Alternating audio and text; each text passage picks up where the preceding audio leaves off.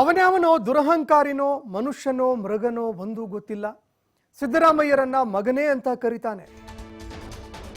ಸಿದ್ದರಾಮಯ್ಯರನ್ನ ಮಗನೇ ಅಂತ ಕರೀತಾನೆ. ಇದನ್ನ ಸಹಿಸೋಕೆ ಆಗುತ್ತಾ ಅಂತ ಅನಂತಕುಮಾರ್ ಹೆಗಡೆ ಹೇಳಿಕೆ ವಿರುದ್ಧ ಸಚಿವ KN ರಾಜಣ್ಣ ವಾಗ್ದಾಳಿ ನಡೆಸಿದ್ದಾರೆ. ನಾವು ಮೆರವಣಿಗೆ ಮಾಡಿ ಪ್ರತಿಕೃತಿ ಸುಟ್ಟು ಕೆರದಲ್ಲಿ ಹೊಡಿಬಹುದು, ಆದರೆ 6 ಬಾರಿ ಸಂಸದ ಆಗಿದ್ದವರು ಜನರ ಭಾವನೆಯನ್ನ ಕೆರಳಿಸೋದು ಎಷ್ಟು ಸರಿ ಅಂತ ಪ್ರಶ್ನೆ ಮಾಡಿದ್ದಾರೆ. ಜನಪ್ರತಿನಿಧಿ ಆಗೋದಕ್ಕೆ ಅನಂತಕುಮಾರ್ ಹೆಗಡೆ ನಾಲಾಯಕ್ಕು.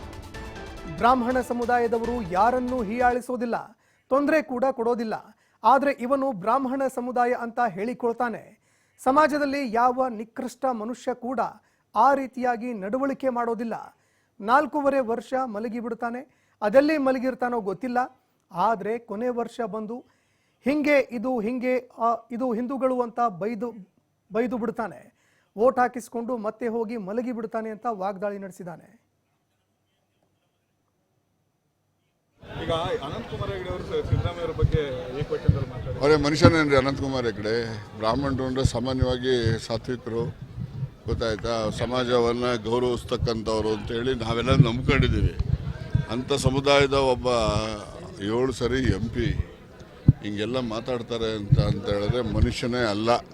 ಅದಕ್ಕೋಸ್ಕರ ಇವತ್ತು ಇಲ್ಲಿ ಸಭೆಯಲ್ಲಿ ನಿರ್ಣಯ ಆಗಿದೆ, ಅವರನ್ನು ಗಡೀಪಾರು ಮಾಡಬೇಕು ಅಂತೇಳಿ ಸರ್ಕಾರಕ್ಕೆ ನಾವು ಒತ್ತಾಯ ಮಾಡಿದ್ವಿ.